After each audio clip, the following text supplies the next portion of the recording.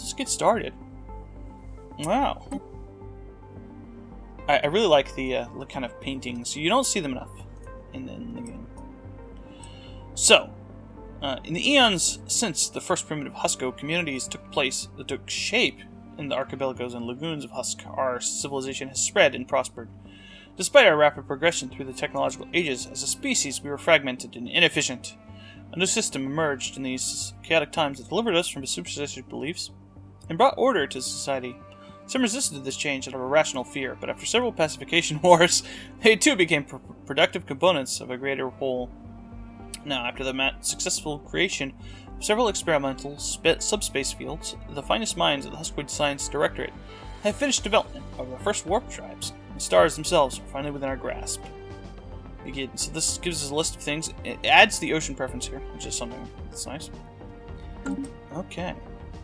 So this is what the game looks like. If you push M, you can go up to a map mode. And you can see, I think Earth would be around here.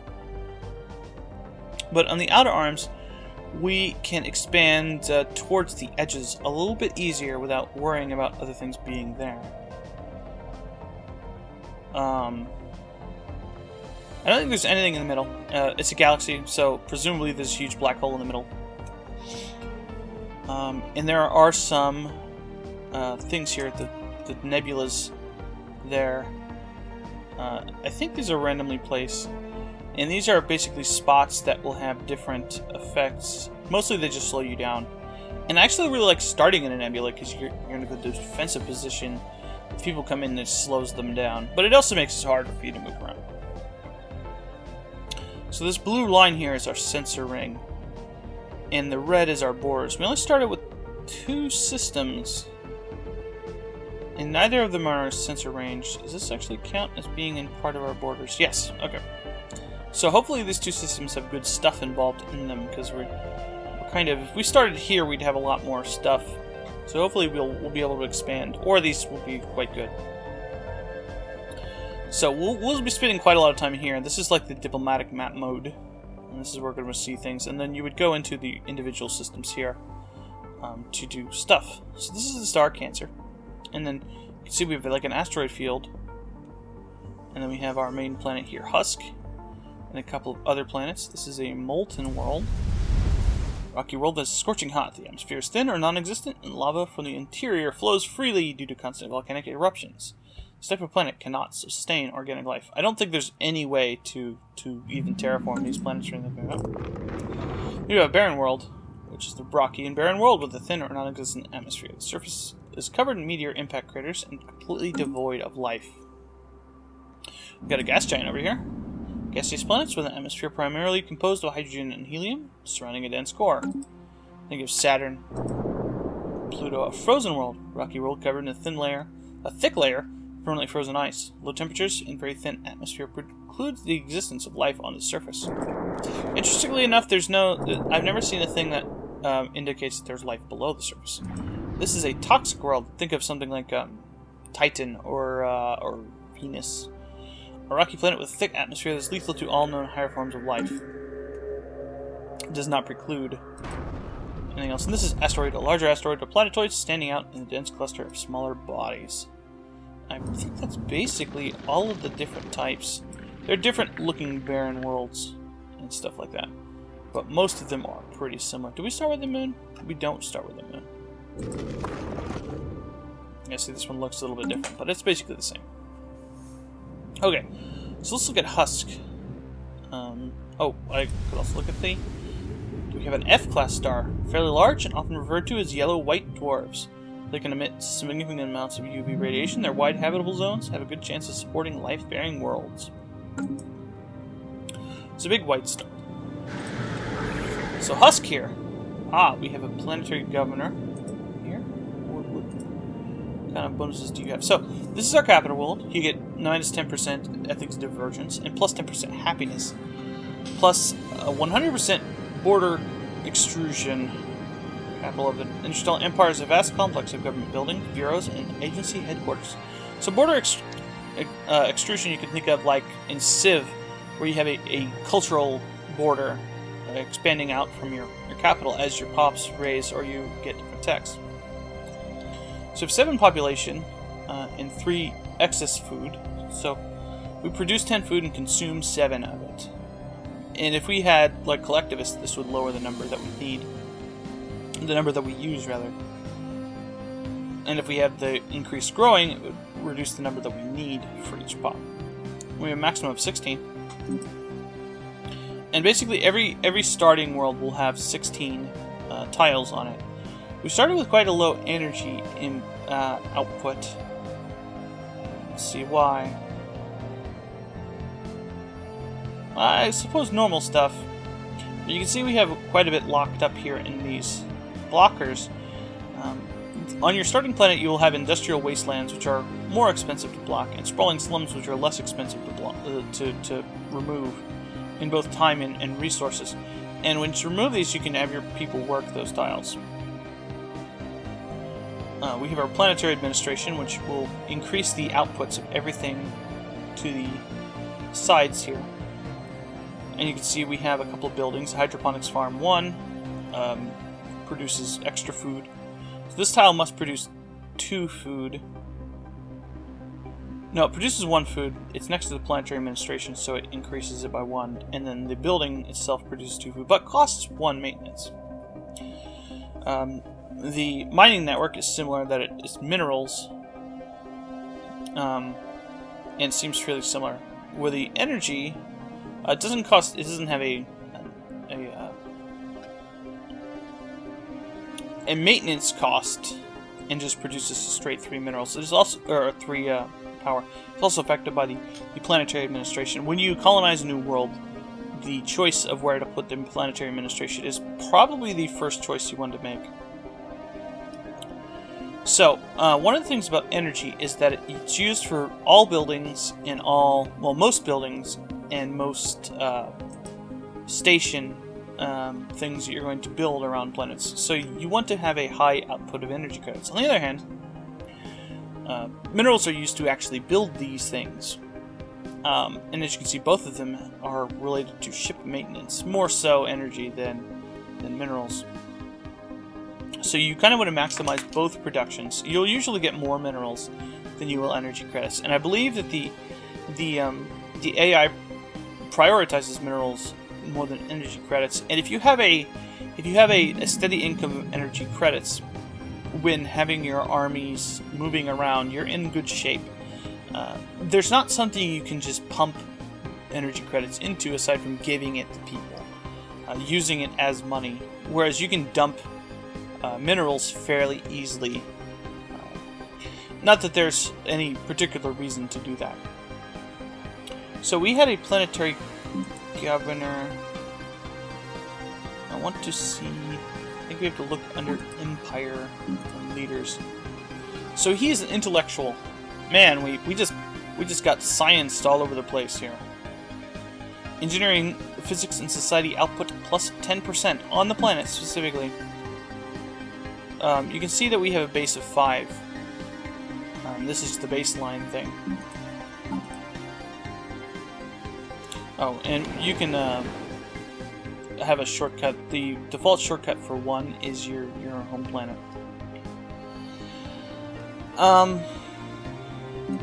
So do we have any science output right now? We don't. And as a matter of fact, we only have 1 tile of each on here. So we may want to focus our empty tiles with things. We want to get these blockers cleared as soon as possible. But they're quite expensive right now, so I don't think we want to do that. And plus, we haven't grown onto any other tiles. We want to grow onto this one and then clear one. Probably this one first, because it's cheaper. But there isn't any reason to do that until probably halfway through the pop growth. What I may want to do is build a farm here. Now, one of the things about the growth is that it only increases the amount you need by 10% for every food above 0 that you have. So 30% increase is going to be fine for our growth right now. Alright, let's go look at our research. Okay, this is kind of unfortunate for some of these, but really good for one, because if we got the right one. We don't have much... Oh, this is a tough choice. Oh, a real tough choice. They get increased leadership, leader experience gain, which means we don't get any bonus to anything in particular. But it does mean that we'll level up faster, which is generally good. These are not people we may want to keep around for long terms because we want to focus our research a little bit better than that. And there are ones that just give you extra bonuses. We may want to get an extra scientist right away. I probably want to have 2 science ships anyway. And this is something that you can have on science ships without any. You can have it on science ships or your guys. I think I want the research speed right away. The solar panel networks is really, really good, but hopefully that'll pop up again. Society research has expertise in new worlds, which, yes, you start with it.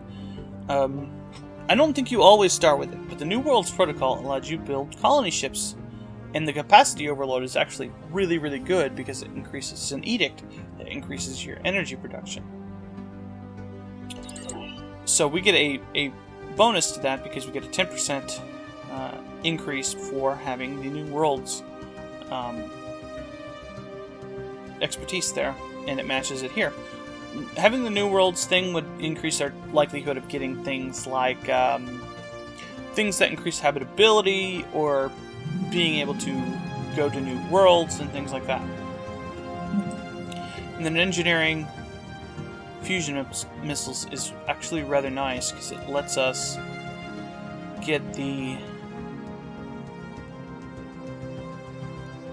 next level missiles right out of the gate. On the other hand, this one is much cheaper. So we'll get it sooner, and then we can focus our science a little bit better. Yeah, I think we'll do that. We're unlikely to need the missiles before it's finished doing anyway. Okay, because we're doing that, let's look at our science ship here. I could just push 3. So, meticulous anomaly discovery chance. That's actually really good. Okay, let's recruit another gun. Do we get anything special here? So resilient makes them last longer. Roamer increases survey speed and expertise in material. So I was hoping there would be a spark of genius or maniacal in here, but there isn't. So we can just stick with what we have, and I don't necessarily need to recruit one until I build another ship. There's no reason to spend the points now. So this guy's actually really good. There are better choices, but this will make it so that we will have a better chance of finding anomalies. So if we had a moon, I would select the moon first, but we can go ahead and pick the closest body, which is this one, and we can survey the system. You could do it individually, but you might as well just survey the entire system in places that don't have enemies. Now you might think, if you've played a game like Kerbal Space Program or something like that, the planets are going to move around, but they don't. I would make path finding for the game really difficult, but realistically it would have that. So we got our Husk Squadron here, which is just a bunch of corvettes. I haven't talked about corvettes. Oh, good, we did start with Striker Corps. So each ship is going to have a choice of your cores, and sometimes you have multiple of them at the top, and they will have weapon slots, which are at the top, and utility slots, which are at the bottoms. Utility slots are things like reactors or shields or armor, and weapon slots will be missiles and guns and stuff like that, or bays for fighters and bombers and stuff, torpedoes and stuff like that. And then over here, these are your slots available for your various. These are considered utility slots, but these are your drives and your computers and stuff like that.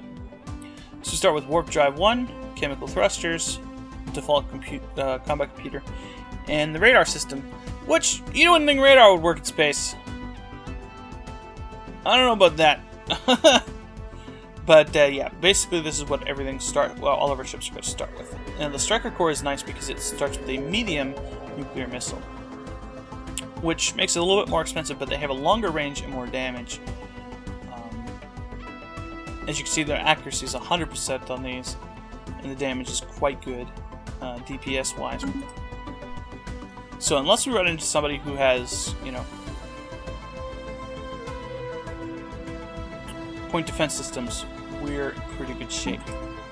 So look at everything. Okay, what are our leader traits? So spaceport build costs and module costs are cheaper. That's nice. And resilience. So this guy's going to last quite a long time. Spaceport build costs, they cost a lot, and the modules are quite good when building those. So not a bad choice of traits. If we click on our little despotic hegemony symbol, you can see we can switch to things that are available to us based on our ethics. We have basically the choices we had at the beginning of the game. There are upgraded versions of governments, and it costs 250 man points, influence, to do that.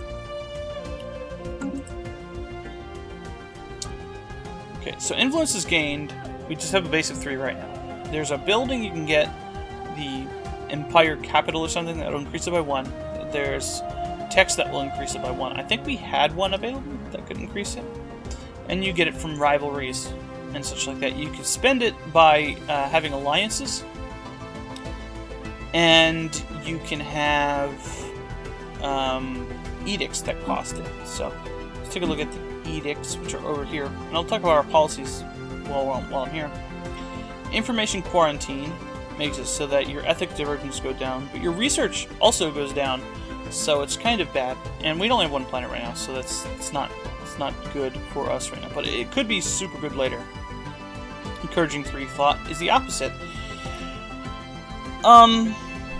This seems like something you might want to do at the beginning if you had a lot of science available. Obviously, the modifiers are only going to be effective if you have something to do that. Right now, we don't. It does make our stuff cheaper, but it will be expanded greatly once we have more. And these are basically like setting your focus in EU for your monarch points, research speed for engineering, or physics, or society. Now, having your society research right away be 30% faster is quite good. But I don't know if we want to be spending influence on it early in the game, because we want to do something once we get 200 of it. So, policies, which is building an outpost. So, war economy. War economy has static, semi-static, and dynamic. Semi-static and dynamic are further increases to the fact that you will produce more when you are losing a war, and produce less when you are winning. It's nice if you're going to be losing a bunch of wars. I tend to downplay the effectiveness of defensive things because I tend to play a little bit more safely, so I tend to not try to get myself into situations where I would be losing a war. Slavery is prohibited. We can allow it, but I think our people will be mad. Purging is prohibited. Now these will actually affect the way people think of you. If you have purging prohibited and people dislike purging, they will not get a penalty. They like your purge policy. And if they dislike slavery, they will do that.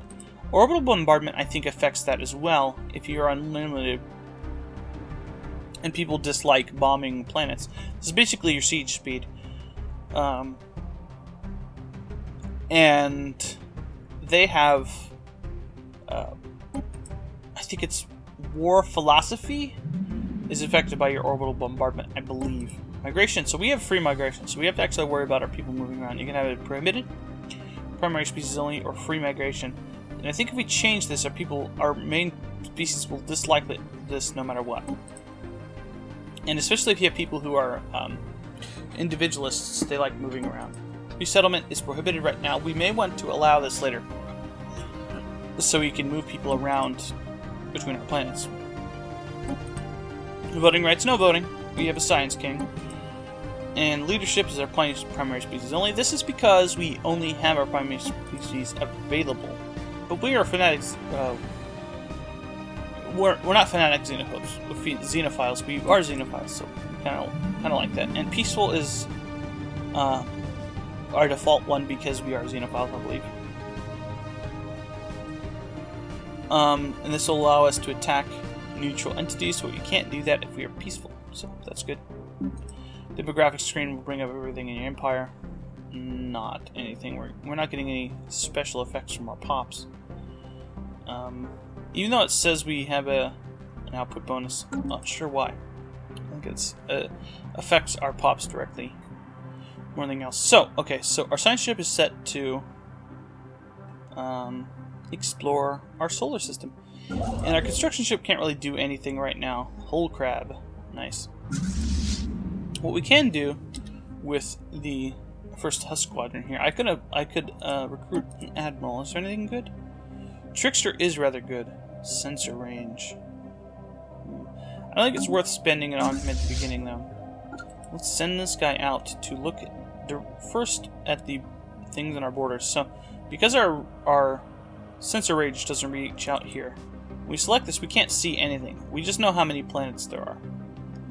And we can see that there are 2 here. One of them looks rather big, so this might not have anything of value, but it could have, like, you know, a bunch of energy or minerals that we just can't see. And this over here has a little bit more. You can see that there's planets with moons and stuff like this. So this might be a little bit richer. It might have a habitable world in it, etc. This one doesn't look like it does, but we'll look at that next, and then we will kind of spiral outward. Actually, what we'll do, we'll go here, and then we'll move like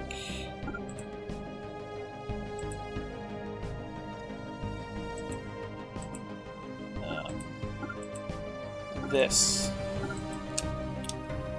So we'll just find everything. So what will happen is he'll go in. He's set to passive, so he won't attack anything. He'll move into the system and then immediately move to the next one. So I guess we'll follow him first. One of the things that's nice is that if you push the Q key when you have something selected, it will center the screen on that. So let's go ahead and follow this guy out. And like most Paradox games, this is actually real time. So you can see our science ship moving to this planet. Let's actually follow him real quick. So what he'll do is we actually have an increased speed for surveying. Deputy Overlord Sandolph, Aztec Man. Okay, so he didn't find anything on that planet, so he'll move on to the next one. Right. So where are you going? This takes us to the map, and we'll move to here. So Tau Ceti, that's a real star, I believe.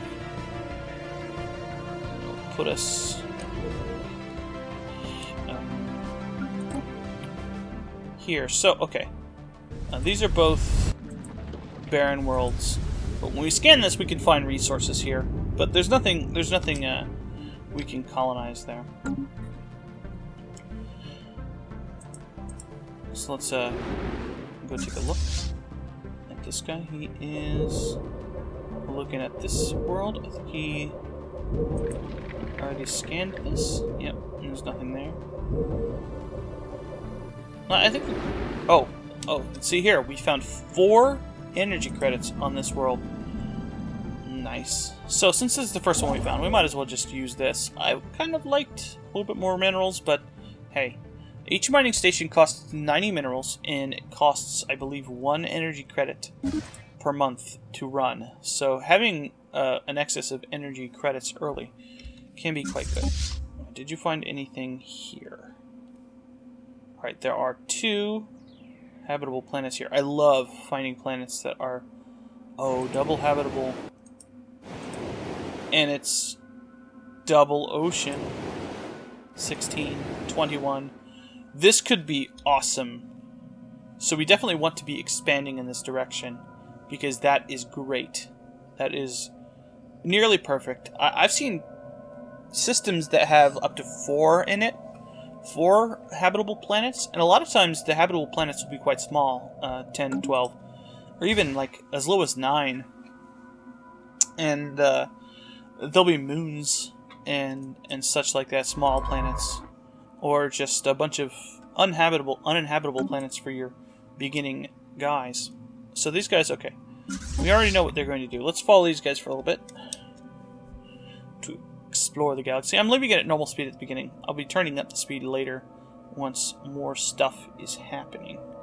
So you can notice that this is a wind down time when you warp. This is what I was explaining about it being slower. There's kind of a vulnerable period where you jump into a place and you're stuck there for a minute. You can't move, you can't do anything else. So what do we have here? This is an Arctic world, which is not too far away from what we have. Arctic, we are 60% on, so that's not too bad, and it's quite big, so we could use this later. Now, one of the strategies with using other worlds is that you can get other races in your empire, and you can use them to colonize planets that you can't use yourself. And it's quite powerful, and I've used that rather successfully. I might say, with my first thing, I had a big sprawling empire with lots of different people in it, and I tried to use that to my benefit. It worked out pretty well. So, here what we have? We have a tundra planet here. And it's, as we can see here, it's 12. It's quite small compared to the other ones we were seeing. This is a purple star. That's a B star. Very bright and blue. Alright. What is this? There's another ocean world. See, this one is 10. This one's a moon. It's quite small. So we may not prioritize that one too much, but having more planets early is almost always better. And it's obviously better than nothing, right? This one, it looks like it has a lot of rocky planets. No, this is a gas giant here. Alright, this has nothing, so this could just be very resourceful. Or basically nothing. And this one looks like it's going to have some moons, and this might be a gas giant. These might be gas giants. It's hard to tell. But it does have some rocky planets, which could be nothing. It could be really good. We'll just have to see. So you can see it takes quite a while to warp places, but the versatility makes up for that. So here you can see the incoming ships here. Alright. Oh. Arctic and Arctic. So we have 2 Arctics and... Ooh, this is an ocean world. 18. Nice. We started with a nice bounty of planets. And this one's actually starts within our borders. So, we'll start with 2, 3, 4, but this one's not that good. So we kind of want to prioritize going in this direction. Now, I've had to hazard a guess what the best choice, if nobody is nearby, for us to do right off the bat, it would be to put a frontier outpost here. Now, I haven't looked here, so I should move there to look there. Number 1, to see what is here, and to make sure there is nobody here. I don't think my sensors reached far enough to see what was there. So, what I'll do is I'll go here first, and then we'll go here and here. And then come back to Cancer. The yellow line is our jump range, by the way. This is where we can actually reach with our jump drives. But you know what? Since this is the priority, let's do it this way. Oh, I'm moving my science ship. I didn't want to do that. I definitely did not want to do any of that. Okay. We just want you to survey the system here. You are doing your thing. Alright, we'll deal with him in a minute. I often will do that. I will just, yeah. So, I've already given him his orders, so he's going to do it. So, we might as well check out what this is going to have over here.